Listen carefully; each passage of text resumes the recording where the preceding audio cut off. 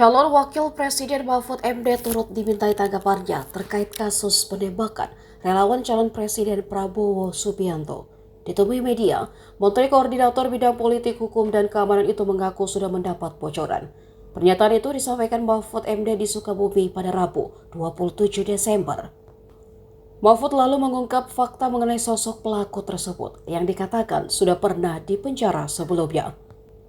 Olehnya, pasangan Ganjar Pranowo itu meminta kepolisian membuka kasus ini agar tidak menimbulkan fitnah di kalangan kelompok politik. Soal ada relawan paslon tertentu yang ditembak oleh orang tadi kenal di Sampang, Madura, Pak. Dari pemerintah sendiri seperti apa? Ya harus diselesaikan dong, harus diselesaikan agar tidak timbul fitnah bahwa pelakunya adalah dari satu kelompok politik tertentu. Harus dibuka seterang-terangnya, ya. Menurut info yang saya dengar, orang ini memang sudah pernah di penjara juga, yang ditembak ini karena sering masuk kemana-mana. Info yang saya dengar. Jadi jangan dituduhkan itu pelakunya satu orang. Polisi harus profesional membuka siapa orang ini.